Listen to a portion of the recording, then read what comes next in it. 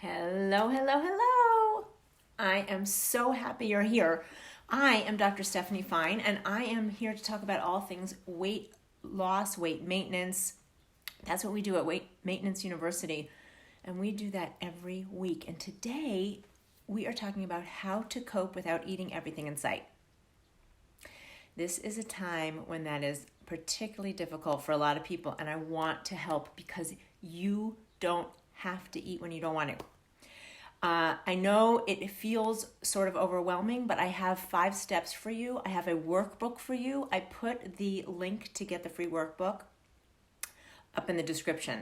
So you can just click on that, or you can also go to my website, stephaniefinemd.com, and on the top bar, it says there's a place to how to cope without eating everything in sight workbook.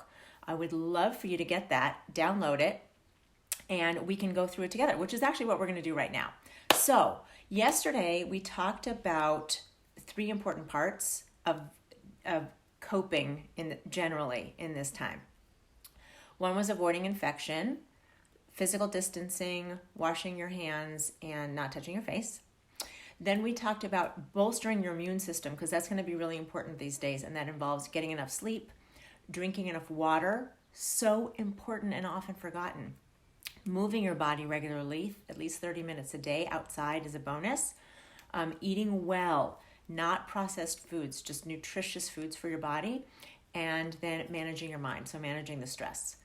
Those are the 2 parts, avoiding infection and bolstering your immune system. And then we were talking about how to calm your mind, how to not go nutty during this time when we're at home. There were a bunch of things to calm yourself, being present, gratitude, that sort of thing. Routines, so important, so that you have a routine going, because we don't know how long this is going to be. You need to have, your body needs to have a rhythm. And what was the last one? The last one is, routine. Okay, social health. That's what it was. Staying connected. So remember, it's physical distancing, but not social distancing, meaning we still need to be connected to people. So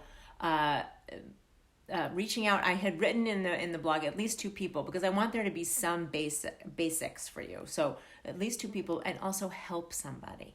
So help somebody every day. That means reaching out just to an elderly person who's shut in, getting them help, donating, interacting with people online, that sort of thing. So that there's some purpose in your day, there's a routine, and there's a calm mind.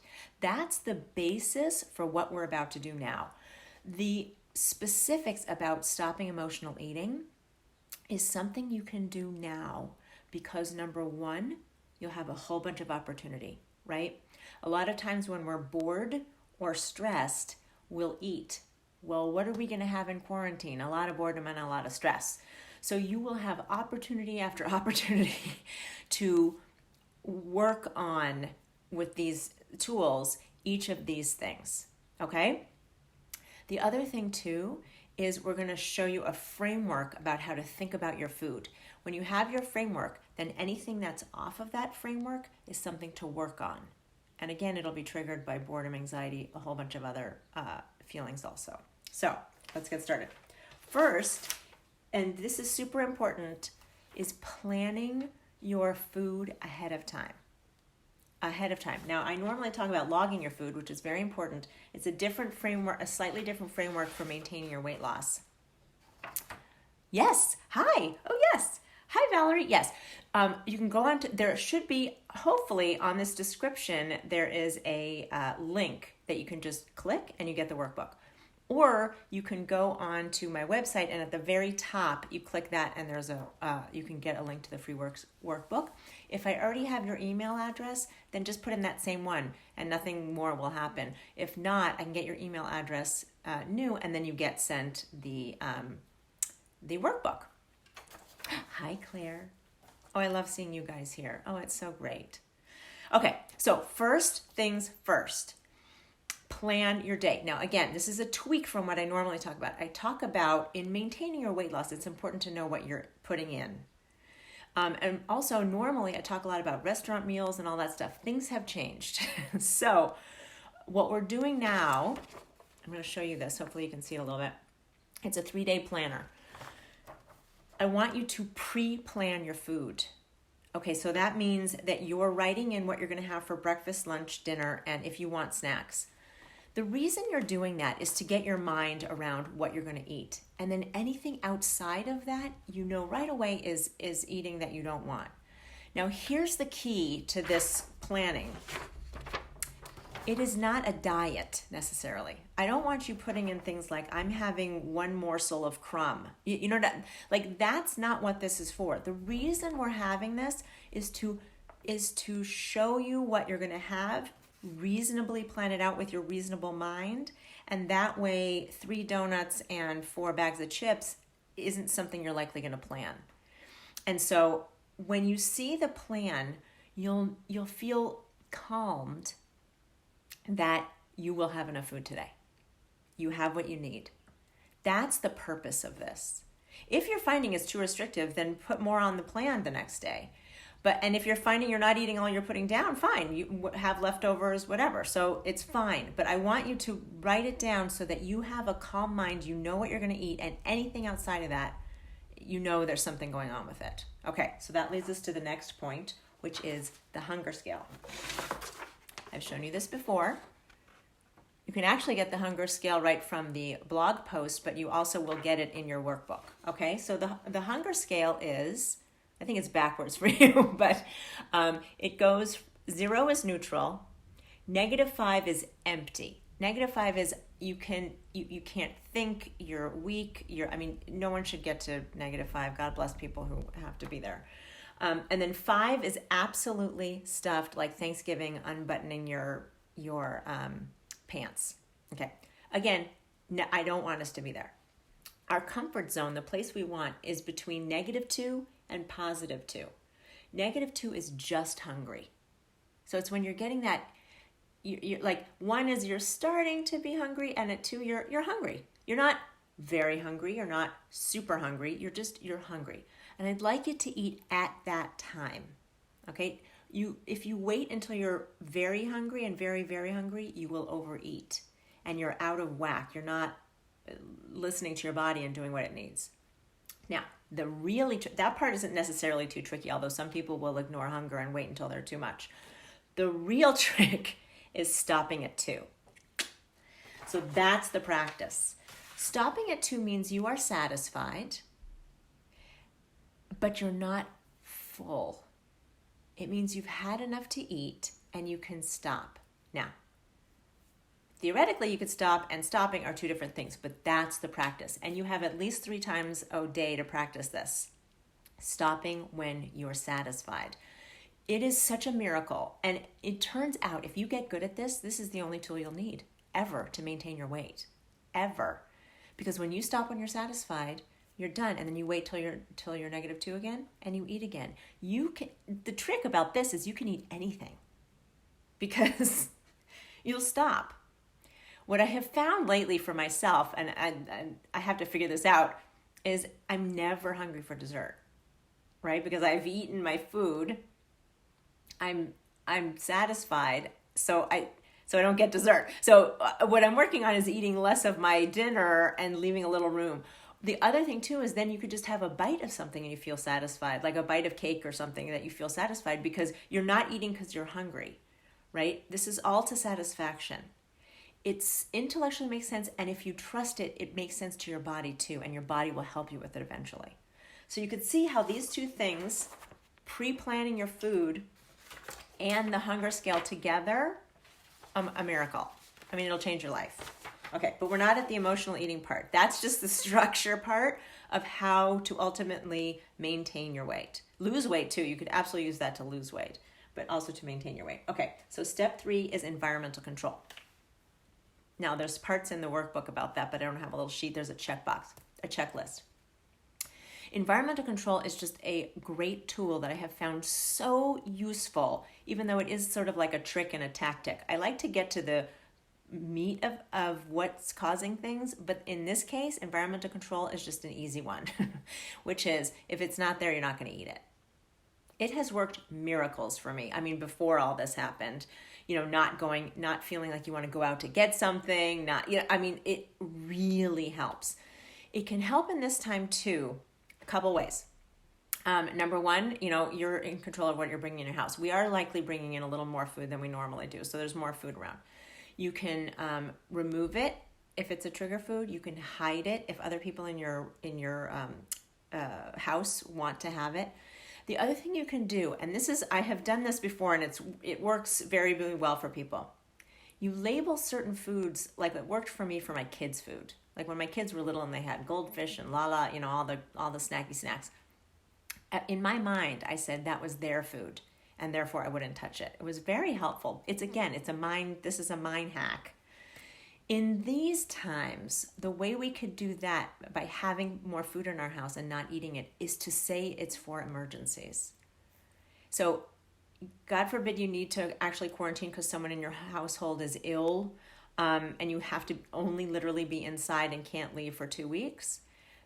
That's for when that food is for. Right? So you don't want to be eating all the pasta if you're going to be needing it later. Slightly morbid, but it's a trick that kind of works in terms of stopping eating when you don't want to. Okay, so that's number 3, environmental control. The next 2 are the crux of emotional eating. The 4th one is a comfort list. So there's an exercise in there to get your brain thinking about things that you would get comfort from, because what's going on when we're stressed and bored and we're eating, we're looking for comfort.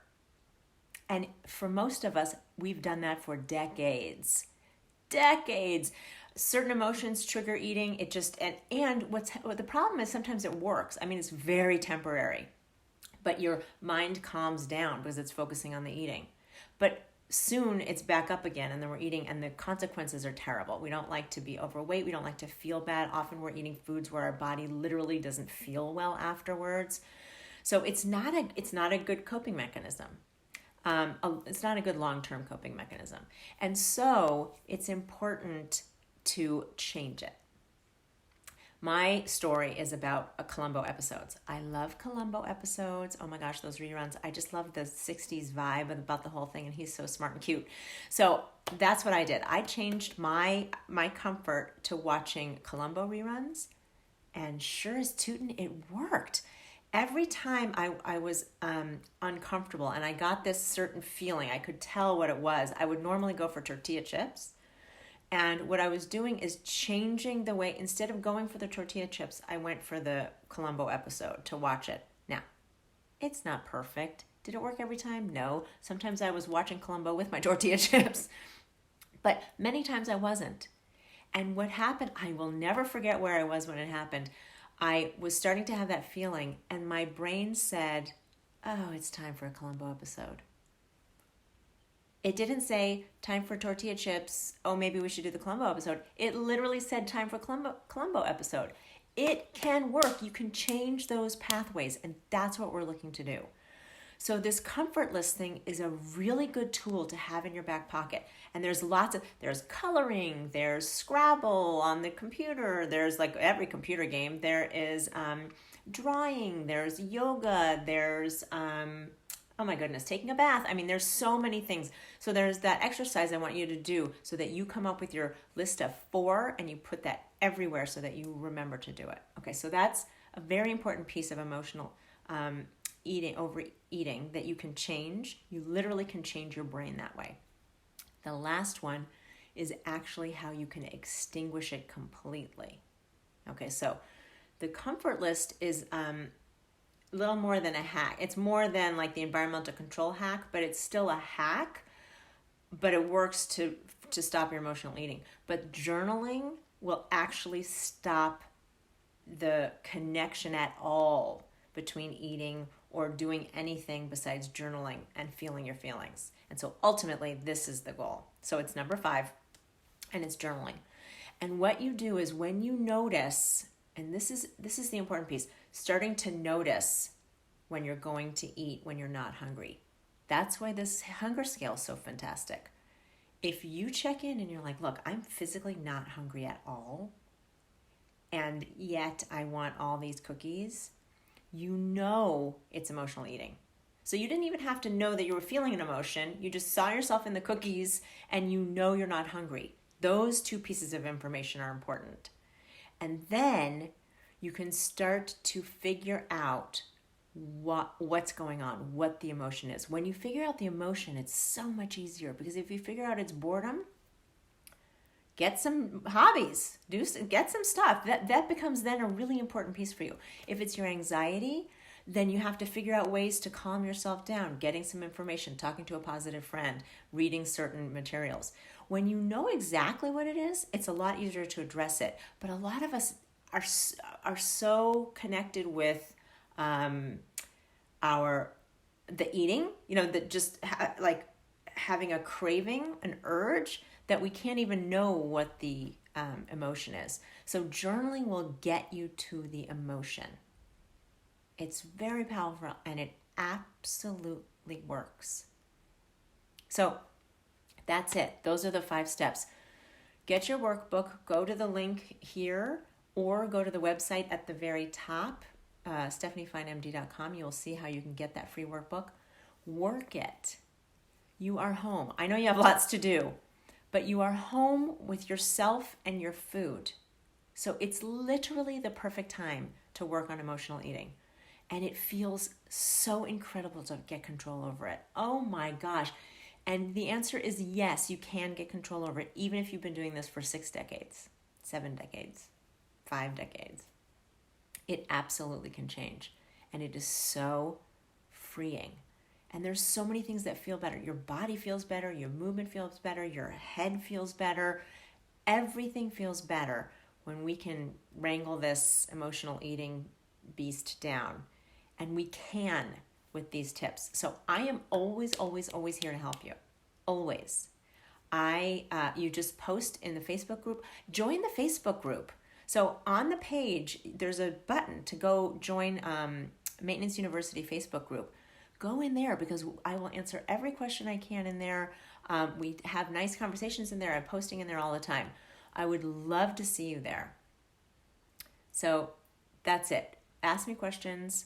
I will get to you. And when I get questions, I will come back live. So I will be doing more lives in the next weeks, because it just seems like it's important. And it is the time to tackle this emotional eating. Sending so much love, health, and happiness to everyone. Stay safe. You can do it. And I will be seeing you again real soon. Bye.